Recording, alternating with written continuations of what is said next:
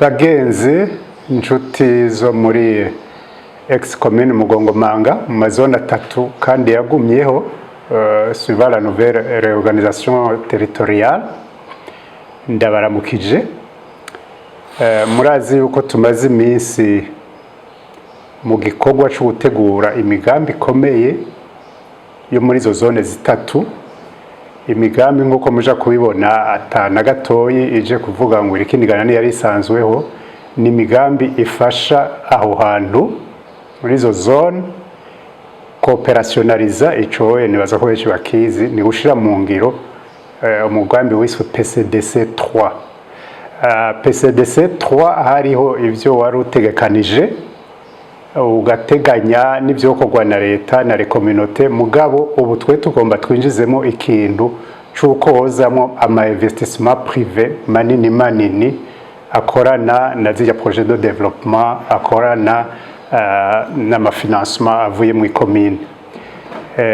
Ico gikorwa rero ni initiative izwi cyane kuko abatwara amakomune bagiye barabikurikirana, kikaba gikorwa sur l'assistance technique ya société toi Prodel n'aba expert natif de ces trois zones n'abandi bagenzi batava muri aya mazone, mugabo twituye hama baradufasha. Mu ncamake reka ndabaganirire ama etape yagiye arakurikirana mu gutegura iki gikorwa. Muri septembre 2023 harabaye igikorwa cyorganijwe na Twiteze Imbere na commune n'imvukira. Ico gikorwa cyari kigamije kuya diagnostic de l'économie locale muri aya mazone atatu no kugira tu identifier les filières prioritaires. Hanyuma mu nyuma baca bagira ama recommandation yuko Prodel yobafasha yuko yotegura ikindi gikorwa muri avril 2025 kinabandanya yuko muri izo filière prioritaire twogira identification y'ama projet, kuko uravye filière hashobora kuvamo ama projet menshi, hama dutore izoba zifise impact nini muri développement, tuzigire étude économique et financière préliminaire, hanyuma aussi turiko turagikora tuvange n'ikintu cyo kugira motivation na mobilisation des natifs. Ico rero kiriko kirakogwa cyane gose.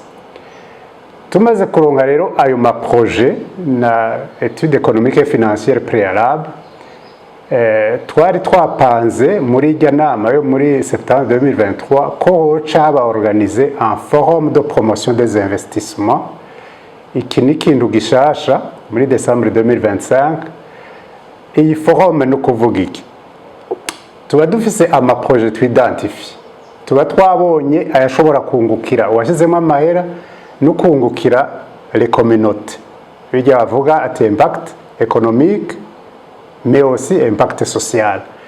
Twamaze kuzitora rero hariho izo dushobora gukora nizo tudashobora gukora, duca tuzipresana rero forum niniya araba investisseurs bagira ati hajya hano ndabona ama opportunité meza yo kuhakorera, bagaheza bakabona ico bokora.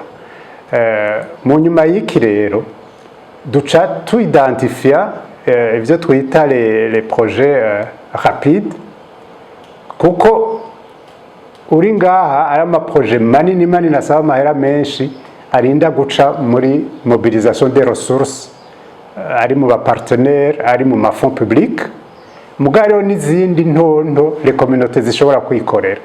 Rero tuvuye ngaha tukavuga ama projet rapide ngico tumaze kuavansa cyane muri secteur de l'éducation.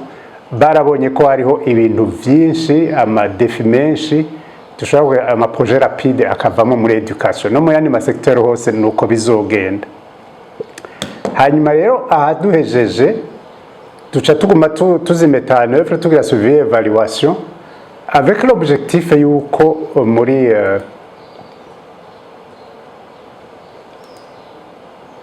OK, donc izi projet rapide tuzozimeta en œuvre, tugire suivi évaluation, hama muri 2026 muri juin twicarane tugire inama ikomeye cyane pour réfléchir ivyo tumaze gukora, tugire twajuste ama stratégie par rapport ya diagnostic yindi ni abari vyahindutse kugira dufixe yandi ma objectif.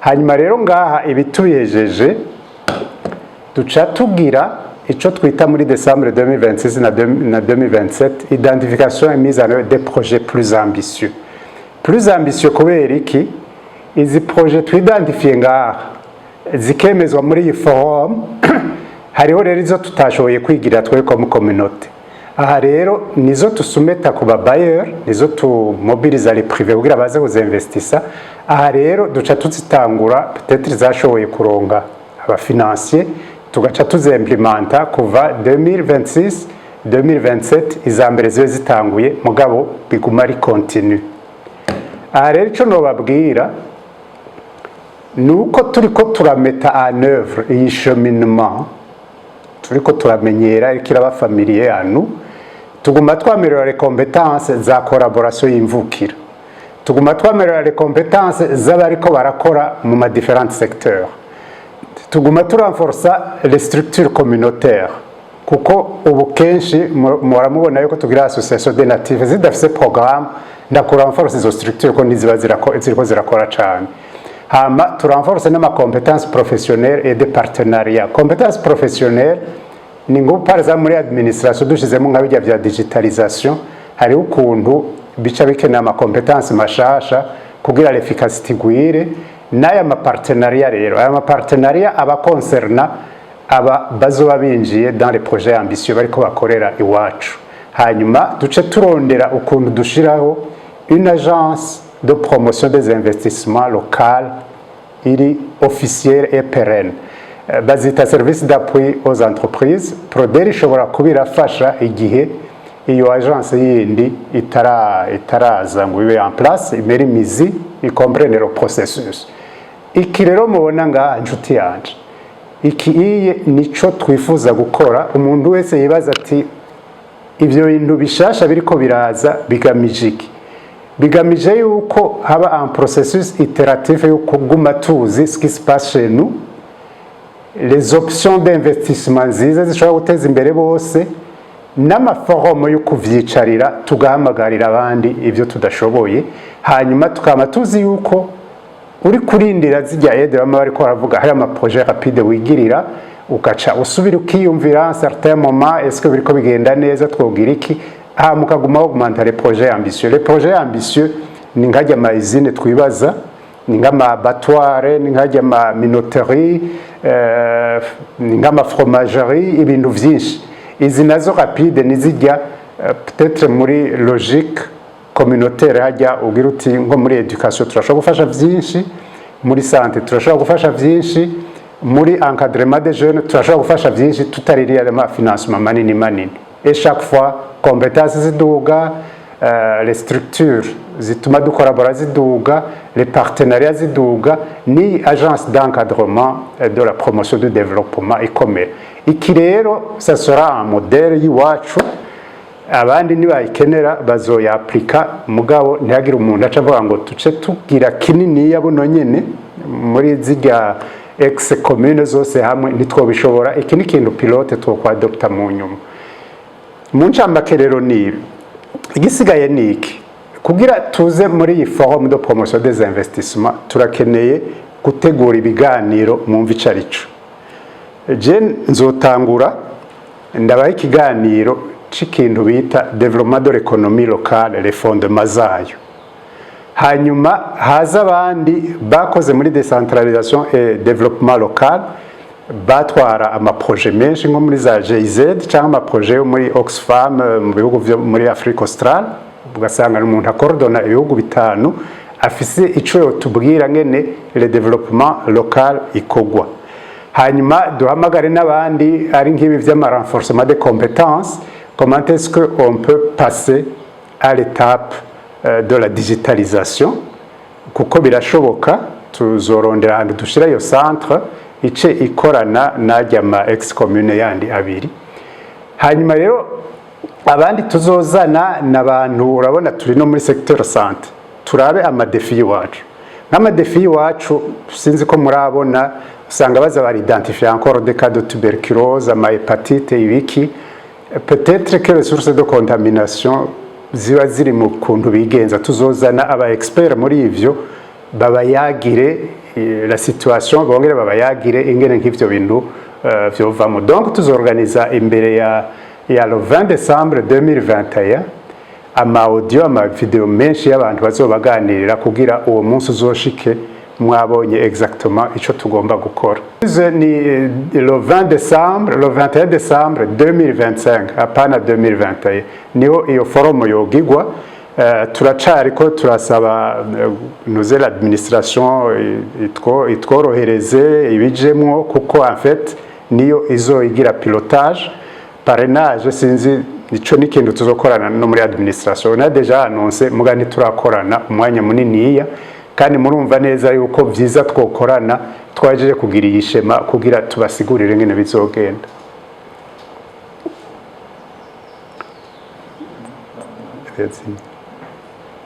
Reka gatonyi ndabaganirire en fait en résumé ico twita Mugongo Invest Program. Iyo Mugongo Invest Program izokorera zone d'action ni ngaha aye muri ya zone atatu murabona ari situé dans le Burundi si je peux dire. Ngiyi la configuration y'iyo zone encore que hari agaparti kazoja mu yindi commune n'agaparti ngaha ko mu Gwiyago kazoza muri zone Jenda muga en gros iyi niyo zone d'action il couvre 108 km². Muri recensement 2020 c'était autour de 40 000 habitants.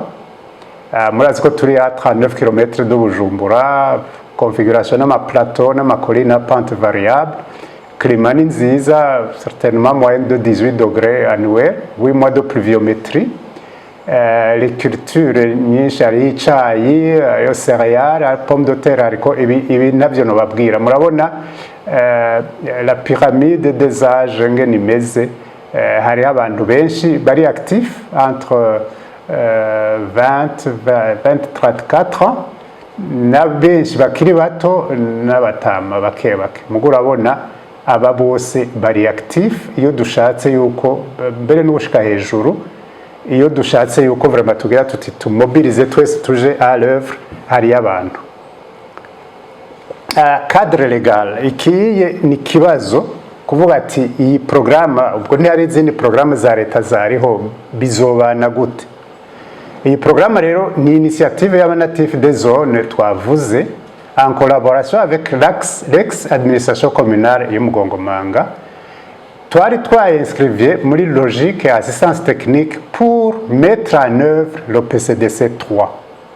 Kuko kenshi hariho document ikagumirindiriye ngo amafinancement ikagumirindiriye leta ivyizokora muga rero tugomba tuyimete en œuvre par bijya twavuga les projets rapides dushobora gutangura gukora tutarindiriye ngo leta izogira ibiye cyangwa ngo ama projet anse kuza mbere hari nabidoga ibimuntu bivuga yuko twe tutaronka ama projet.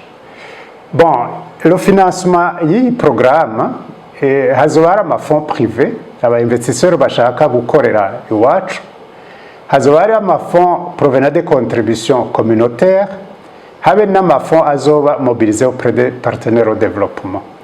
Les projets communautaires ziba zifise impact rapide mugabo très souvent ziba ziri ntonto, tandis que les projets des investisseurs ou les fonds publics ziba ari taille nini kandi zozo zifata umwanya moyen ou long terme. Izi rero zizoba mobilisé de manière continue muga surtout muri iyi forum de promotion des investissements yo muri décembre. Muriko murabona en fait pourquoi le forum. Le forum nuko tuzoba dufise ico tuvanda comme on dit, une liste de projets, une liste d'opportunités d'investissement rentables. Tukabwira abantu si vous venez travailler chez nous ngizi facilité mushobora kuronka ngiyi inyungu mushobora kuronka mugabo natwe une certaine contribution sociale turaheza tukayisaba ya projet n'ibi projet zigakora igakoresha amatu yacu muga mu nyuma ugasanga ntacisize au niveau de l'impact social. Nababwiye izokorera amazone hanyuma nababwiye la coordination izo bari prodel n'ama équipe thématique aba expert biwacu n'abagenzi bashobora kudufasha. Iyi rero niyo cadre légal iri mu mategeko akwiye nta kibazo na kimwe iteye en terme de duplication ou quoi parce que muraja kubona une bonne gouvernance inclut une concertation et dialogue permanente avec les natifs, les privés et autres investisseurs.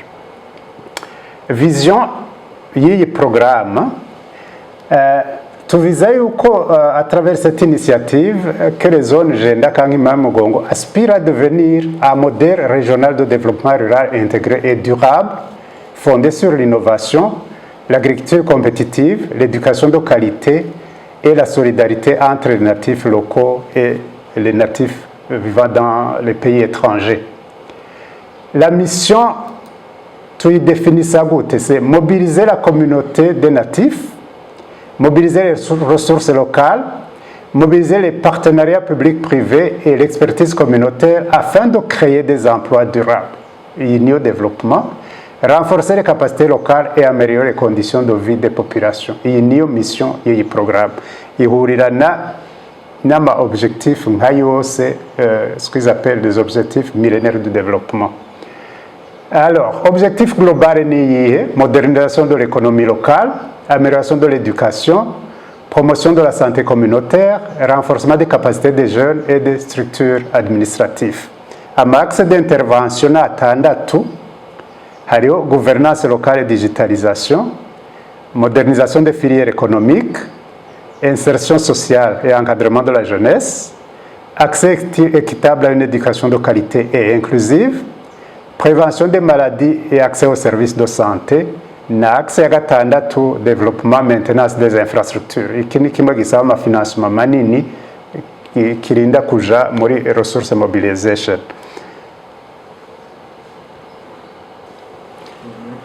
Ubu naho reka ndababwire les principes de base z'iyi programme dushaka. Principe ya mbere, c'est vraiment investir dans l'homme.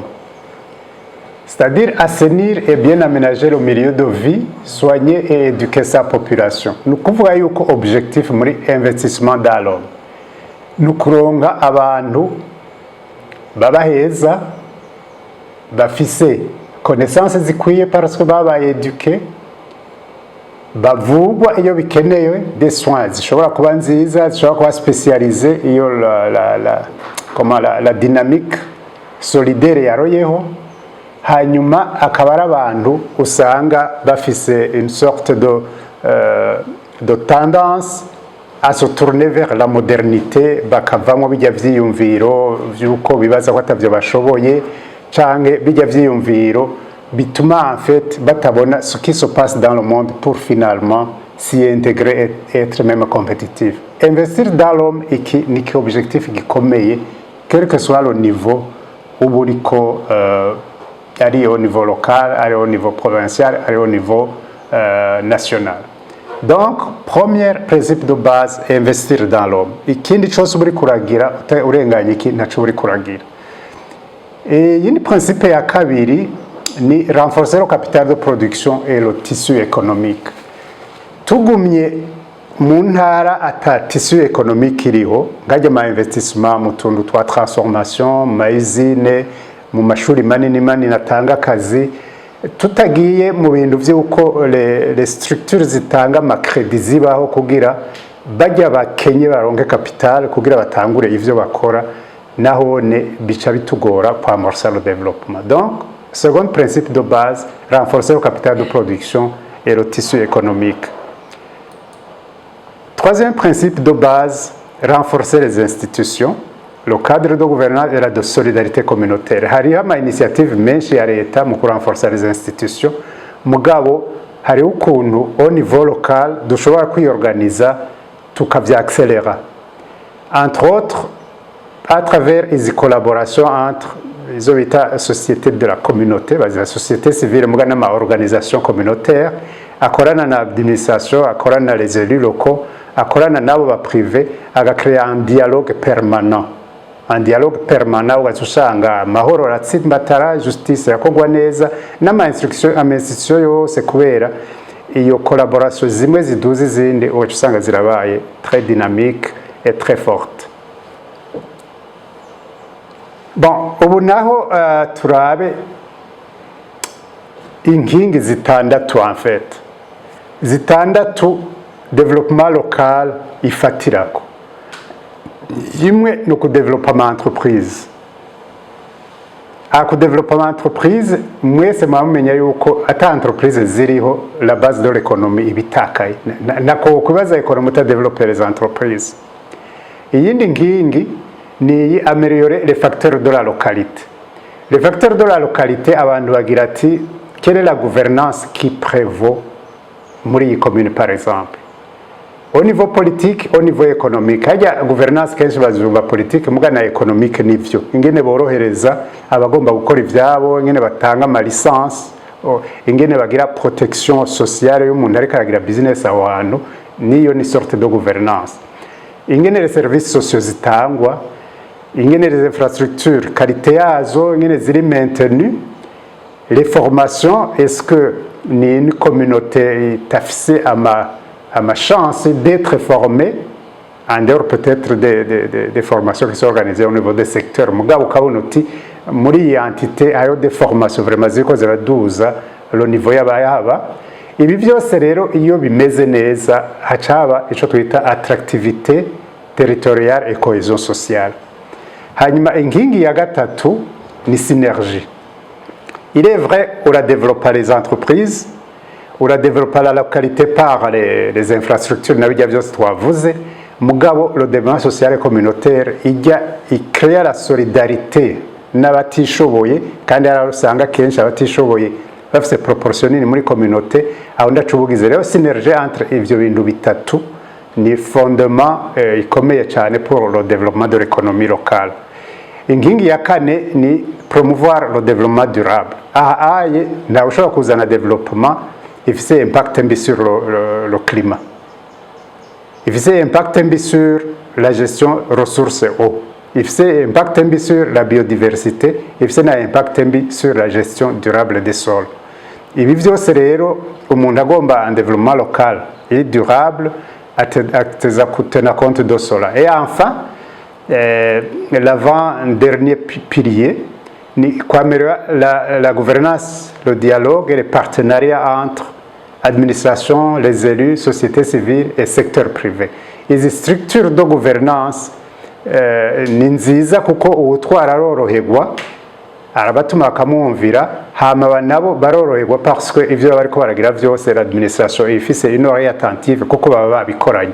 Donc les structures efficaces de gouvernance impliquent administration, élus, société civile et secteur privé.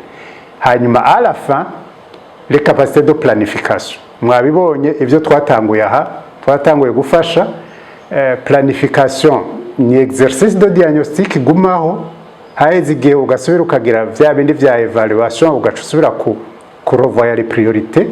Hanyuma muri izo hakaza les petits projets suivi évaluation ukaja ku projet ambitieux gushikaho iyo ntara itera imbere. Turiko tuvuga le développement des entreprises. Je nibaza yuko hari abantu bibaza ngo ayo entreprise ariko aravuga mu commune bishoboka gute ziruzuye. Donc hari ubwoko butatu bwa entreprise. Hariho les entreprises locales zisanzwe murazizi hajya iwacu tuba. Hariho OTB, hariho Onatur, hariho bajya multiplicateur de semences, ama superficie manini, hariho ama boutique mato na manini, hariho ama briqueterie n'ibindi byinshi. Hariho rero start-up canke entrepreneur émergent. Ama hotellerie nayo nareka aramara iminsi muga nayo twavuga ko ari émergent. Hariho abagomba kugira ibintu innova nk'ama vitroplan, nk'ama fromagerie ashoboka, ama poulailler moderne, ama porcherie, ama les ICT, information communication technology, hanyuma n'ama pepiniere y'utuntu twinshi nk'abijya biterwa bitahoraho ngayo n'ama entreprise émergent ashobora gutangura. Hanyuma hariho n'aba investisseurs externe rero ngaje turiko twibaza nka université yo mu Ijenda, turiko turibaza école d'excellence, turiko twibaza ama usine agricole, ama infrastructure muri sport, muri tourisme etc. Abanandi cyokonda aba investisseurs externe igihe ama ressources y'abaloko adakwiye. Donc hari izo trois types d'investissement, trois types d'entreprise. Hanyuma kuri zo zose hari ama action nk'atandatu en fait abakenewe kuba ari initié siriya en service d'appui à l'entreprise ikora neza mu karere. Hariho promotion de PME, hariho formation professionnelle, hariho promotion de cluster. Cluster ni version améliorée ya makoperative. Hariho promotion des services d'appui à l'entreprise nguko kwa Prodel. Hariho organiza ama foire commerciale iyo hariho abariko barakora ibintu bashaka kwerekana. Hariho système d'information des entreprises. Hariho incubation y'izo pépinière d'entreprise zoza zitaratangura kuza. Hariho formation en entrepreneuriat, hariho création des réseaux, hariho marketing territorial et promotion des investissements. Nga promotion des investissements entre autres ngiyi forum nivyo tuzoba turiko turagira. Donc aya nama activité en principe ategerezwa kubaho kugira izi entreprise zivutse zibe zifise un cadre d'encadrement ikwiye. Bon, le constat nous que pour le moment à iwacu le tissu économique est particulièrement faible. La dynamique entrepreneuriale est peu développée et la base économique est large mais peu développée. Alors, ngibi ivyo turiko turakora pour le moment. Les équipes thématiques ziramaze kuidentifier les opportunités d'investissement. Ziramaze kurealiza ama étude de faisabilité. Ubu ziriko zorganiza iyi forum pour mobiliser les investisseurs locaux, attirer des investisseurs externes et mettre en place une agence d'aide.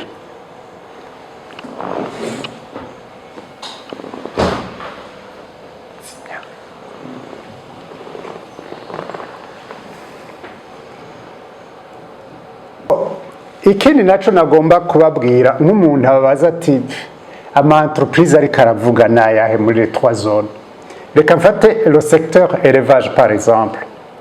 Fashe le secteur d'élevage hariho ama investissement ama entreprise ashobora kuba aza gukuraho le problème d'accès aux intrants. Hariho ama business entreprise ishobora kuza pour améliorer les bonnes pratiques et moderniser les exploitations. Hariho ama entreprise ashobora kuza pour faciliter l'accès au marché. Hariho ama entreprise ashobora kuza comme système d'encadrement privé. Akagira coaching, agafasha bijya vya clustering des producteurs cyangwa abandi ba acteurs de chaîne de valeur. Clustering en fait ni version indi ya coopérative ngira tuzonga umwanya wo kuyiganirako. Bon, tugiye muri accès aux intrants. Hari ikintu twagumye tubasaba ko twoshira imbere twogira iki grosse boutique d'intrants. Ubu ndabivuze ukuntu mwave muvyumva nabi genre DPAE. Ni ukuvuga yuko kigura ibintu vyose aba éleveurs bakeneye. Les produits vétérinaires, les aliments intravétérinaires, les aliments pour animaux, les divers matériels et kits de production végétale. Les fermes naisseurs et les initiatives de production de fourrage, les services d'insémination artificielle. Ibi hari vyokorwa na leta mugabo hari ivyokorwa n'aba privé mugabo kikaba ari ki entreprise gikomeye cyane gose. Aha turiko tubivuga ngo muri secteur élevage na agriculture mwumva umengo ntivyumvikana. Muga niyo shema baciyemo nk'abagize ama hôpitaux privés par exemple. Arige peut-être bibaza ati hôpital igirwa na leta. Ubundi nawe agacavuga ati wewe uzanye hôpital gute kandi leta yifise. Mugabo na compris que nama initiative privée aza gufasha leta. C'est-à-dire que kugira mu privé ashobora kugira hôpital n'aba privé barashobora kugira ama service d'appui aux producteurs ameze nka DPAE. Iki rero ni kintu twari twitonze mu kugira étude de faisabilité yacu tukabona ko cyo kunguka kandi nako kitokunguka kuko demande ya miriho. La preuve nuko bavuga ngo barabibutse. Iki rero hari iki entreprise kinini ya covuka ngahaye twumvikanye. Iyindi initiative zishobora kuba izaba privé cyangwa kikaba ari kinini n'ama ferme naisseur arayinka arayingurube arayinkoko arayintama nziza ubwoko bwiza etc. Canke ngubu élevage kiratera imbere en stabilisation ama production de semences de fourrage canke ama production même de fourrage. Hanyuma insémination artificielle demande izocikura aha hose rero harimo ama business ashobora kuba nukubategurira turabe faisabilité yavyo hanyuma pendant le forum peut-être abantu badeside ati twe turashobora kugira ama étude plus poussée dutangure izi entreprise zijanye na bonne pratique et modernisation des exploitations. Aha aye murazi ko hari amaferme mato mato cyangwa amaferme manini commercial muri toute la zone. Mato yashobora kuba inka zibiri zitatu, manini peut-être yandi turashika peut-être kuri 20 vaches. Hariho umwe tuzoganira atubwira umengo aramaze gutera imbere cyane gose. Iki rero kiriko kirakogwa kiba kigamije yuko un certain moment production yabo izoronka yica. Hariho rero ama entreprise ngaha afacilita l'accès au marché y'aba bantu. Ama fromagerie si kintu kirengeye ubwenge abantu babikora. Collecte de lait barabikora mugabo les capacités bari bashize hajya muri DPA niki appareil frigorifique ntiyakoreshejwe comme il faut. Zijya nka zose n'intama n'ibiki bizigwibaga ntaco buza yuko umuntu canke kompanyi ikomeye icigira abatwara autour hanyuma canke une compagnie icollecta et vente d'animaux sur pied. Ikituma ngomba kuvuga kinini, ngomba kuvuga kinini kiri capable de donner des services aux fermiers, parce que ugeze akagurira ku isoko ntaco bapfana n'abafermier. Muguyu uye amaze kudévelopper des relations avec les fermiers, hari ama service à faciliter notamment au niveau du crédit, notamment au niveau des formations, notamment au niveau des capacités logistiques. Hariho ibintu byinshi bica biba iya hari ibi entreprise bikomeye kuko umuntu bavuga ngo none ubundi ho ntibagura mugabo la manière vyoperwa uye nta impact nini yabifise sur les communautés. Hanyuma rero ikindi ngaha ni iyindi business y'ubundi bwoko mwe nabwiye fourniture de service nivyo Prodel igomba kugira ikavangana na microfinance ifasha aba bantu bose bari muri ma secteur ya alimentation, race bovine, soins vétérinaires, insémination, etc. etc. Twe tugaca au niveau ya Prodel tugira promotion des coopératives et clusters, promotion des relations commerciales entre les fournisseurs d'intrants, les acheteurs et le marché. Hanyuma ama domaine d'intervention tugafokaliza kuri ibi. Murabona izi zose na ma business two presenta muri forme des investissements mukaraba ko bishoboka hanyuma tukamobiliza les ressources ou bien les partenaires au développement ou bien des privés bashobora kubigiramwo kuko aha c'est très peu d'initiatives communautaires zozamwo kuko c'est purement du business agricole. Le schéma ni imwe. Hariho ama business, ama entreprise atanga les intrants, hariho abaproduiza, hariho ama usine yasura le marché, hanyuma hakaba rero nizo services zitangwa sur base commerciale. Base commerciale no kuvuga ntibazitanga nka kujya umukozi wo muri DPA yahembwa na leta kaza kabigira for free. Aha harimo business bikomeye kandi kiye ni durable. Kuko umuntu ariko agira business, vous comprenez qu'il est plus dynamique et plus efficace que umuntu peut-être abikora sur base d'un salaire akabivanganya n'ibindi. Donc mu ncamake murabonye les types d'entreprises zizoprezentwa muri forum mugaca mubona le point d'entrée y'umwe wese agomba kugira ati ndashaka kugira business kandi ndiko mfasha abantu biwacu. Nuko je nibaza ko ibindi bizoza buhoro buhoro mugabo mu ncamake ndababwire ngene turiko turakora. Hariho iyi semaine abantu batatu bazobaganirira ibintu bijanye na développement local endogène. Ku yindi izokurikira tuzorondera abandi bashika nka batatu mu ma secteur yose. Hanyuma muri izi semaine zitatu tuzoja kwinjira muri iyo forum yo muri December. Twese tubona ibintu cyo kimwe, tubona igituma duterezwa kubikora, tubona yuko ibintu vy'ukurindira ngo leta izobikora byose ntibishoboka. Leta ntituyisubirira kandi leta ntisubirira les communautés kugira bidevelope. Ivyo rero tuvyumve, tubishigikire, tugende twese ku ntambwe imwe. Murakoze.